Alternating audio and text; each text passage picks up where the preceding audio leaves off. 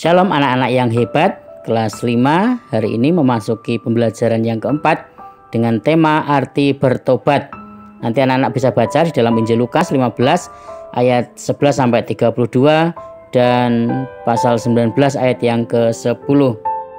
Tujuan pembelajaran hari ini adalah yang pertama, siswa mampu menjelaskan arti dosa. Lalu siswa mampu menyebutkan alasan bertobat. Sebelum memulai pembelajaran, mari kita berdoa. Tuhan Yesus yang baik, terima kasih untuk penyertaan dan berkat-Mu hari ini. Kami anak-anak-Mu akan belajar pendidikan agama Kristen. Berkati kami dari awal sampai akhirnya pembelajaran kami. Dalam nama Tuhan Yesus kami berdoa. Amin. Tuhan Allah kita adalah Allah yang setia dan penuh kasih. Ia setia menunggu manusia datang untuk menyatakan penyesalan akan dosanya. Tuhan Maha Pengampun, artinya Tuhan selalu mau mengampuni dosa setiap orang yang bertobat dan memohon pengampunan akan dosanya. Setiap manusia dilahirkan sudah memiliki benih-benih dosa yang diwariskan oleh nenek moyangnya, leluhurnya, yaitu dari Adam dan Hawa, yaitu dosa asal. Dalam perkembangan hidupnya, manusia tidak luput dari perbuatan dosa. Hal ini terjadi karena imannya lemah. Bertobat berasal dari bahasa Yunani metanoio, artinya perubahan pikiran disertai dengan penyesalan dan perubahan perilaku. Bertobat dalam bahasa Ibrani diwakili oleh dua kata, yaitu shab, kembali, dan nicham, merasakan kesedihan. Jadi pertobatan adalah orang yang merasakan kesedihan dan penyesalan terhadap dosa yang diperbuatnya dan bertekad kembali kepada Tuhan. Menurut Kisah Para Rasul 26 ayat 20, bertobat adalah berbalik dari dosa, meninggalkan dosa, datang kepada Tuhan, dan membina hubungan yang baik, dekat, dan harmonis dengan Tuhan. Jadi anak-anak, bertobat adalah sebuah proses perubahan sikap dan tingkah laku seseorang dari yang buruk menjadi baik. Pertobatan harus disertai dengan tindakan dan sikap hidup nyata. Pertobatan melibatkan 3 elemen dasar dalam diri manusia, yaitu pikiran, perasaan, dan kehendak atau keinginan. Artinya, manusia yang bertobat mengalami perubahan pikiran dari yang tidak tahu menjadi tahu dan merasa menyesal atas perbuatannya dan bertekad untuk menjadi lebih baik. Pertobatan meliputi 3 hal, yaitu penyangkalan diri dan perubahan tingkah laku. Yang kedua, menundukkan diri dan kerelaan untuk diajar. Kemudian yang ketiga, kerelaan untuk terus dibentuk. Dalam Yakobus 1 ayat 9 sampai 25. Anak-anak yang dikasihi oleh Tuhan, para nabi diutus oleh Tuhan untuk mengajar dan memberitahukan agar manusia bertobat. Tuhan Yesus mengajar dan mengadakan mukjizat agar manusia percaya dan bertobat. Matius 4 ayat yang ke-17. Tuhan Yesus mengajar tentang pertobatan melalui perumpamaan anak yang hilang. Simak cerita berikut, anak bungsu yang hilang. Injil Lukas 15 ayat 11 sampai 32. Ada seorang ayah mempunyai 2 anak, yaitu anak sulung dan anak bungsu. Suatu hari tiba-tiba anak bungsu meminta harta yang menjadi haknya kepada ayahnya. Lalu ayahnya memberikan harta itu kepada anak bungsu tersebut. Beberapa hari kemudian anak bungsu itu menjual hartanya dan mendapatkan banyak uang. Lalu anak bungsu itu pergi ke negeri yang jauh. Anak bungsu itu memboroskan uangnya dengan hidup berfoya-foya. Uang anak bungsu itu pun habis dan ia mulai melarat dan negeri itu mengalami kelaparan. Lalu anak bungsu itu pergi mencari kerja dan menjadi penjaga babi. Karena sangat lapar, anak bungsu itu pun juga ingin makan makanan babi, tetapi tidak ada sisa. Lalu anak bungsu menjadi sadar dan ingat betapa enak menjadi pegawai ayahku yang berlimpah-limpah. Anak bungsu itu pun ingin pergi pulang dan ingin menjadi orang upahan bagi ayahnya.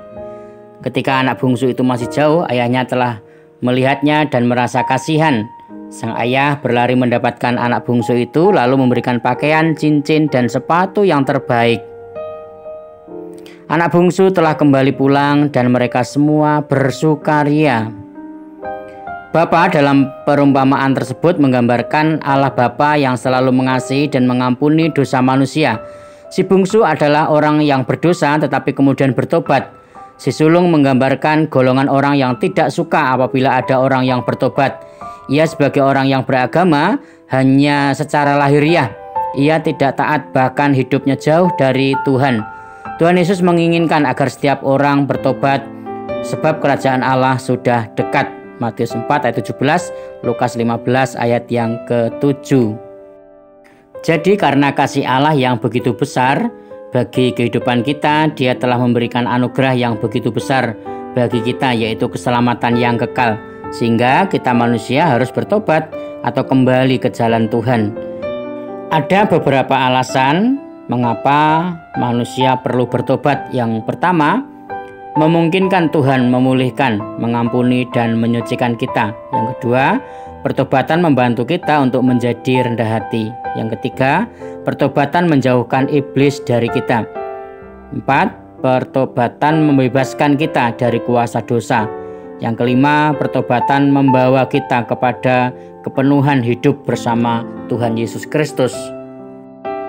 Jadi jika ada yang bertanya mengapa manusia perlu bertobat, karena setiap manusia adalah orang berdosa. Sejak lahir manusia telah memiliki dosa asal yang diwariskan oleh manusia pertama, yaitu Adam dan Hawa. Oleh karena itu, setiap saat kita harus selalu bertobat dan mengaku dosa. Pertobatan adalah alasan utama Kristus datang ke dalam dunia. Kristus datang untuk mempertobatkan manusia. Lukas 19 ayat yang ke-10 mengatakan, sebab anak manusia datang untuk mencari dan menyelamatkan yang hilang.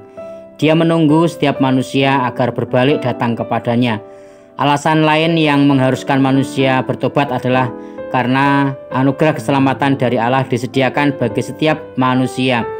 Manusia yang menyambut anugerah itu harus mewujudkannya dalam hidup taat dalam pertobatan. Tuhan Yesus mengingatkan kepada setiap orang agar bertobat sebab kerajaan Allah sudah dekat. Matius 4 ayat yang ke-17. Setiap orang harus bertobat agar memperoleh pengampunan seperti yang diingatkan dalam Kisah Para Rasul 3 ayat 19. Karena itu sadarlah dan bertobatlah supaya dosamu dihapuskan. Kesimpulan kita pada pembelajaran hari ini adalah bertobat berarti menyesali perbuatan yang tidak sesuai dengan kehendak Tuhan, mengakui tindakan yang menyedihkan hati Tuhan, berjanji tidak melakukannya lagi, dan mengubah sikap hidup ke arah yang lebih baik, yaitu tindakan yang menyenangkan hati Tuhan. Dengan kata lain, pertobatan adalah perubahan pikiran yang menghasilkan perubahan tingkah laku. Setiap orang berdosa harus bertobat sebagai tanggapan atas anugerah keselamatan dari Allah yang disediakan bagi setiap manusia. Kita akan mengakhiri pembelajaran hari ini. Mari kita berdoa. Allah pengasih, kami mengakui dan menyesali semua perbuatan yang menyedihkan hati Tuhan.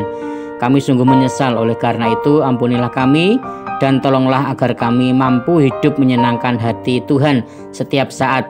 Dalam nama Tuhan Yesus Kristus kami berdoa. Haleluya. Amin. Selamat berjumpa kembali anak-anak di pembelajaran berikutnya. Tuhan Yesus memberkati. Terima kasih.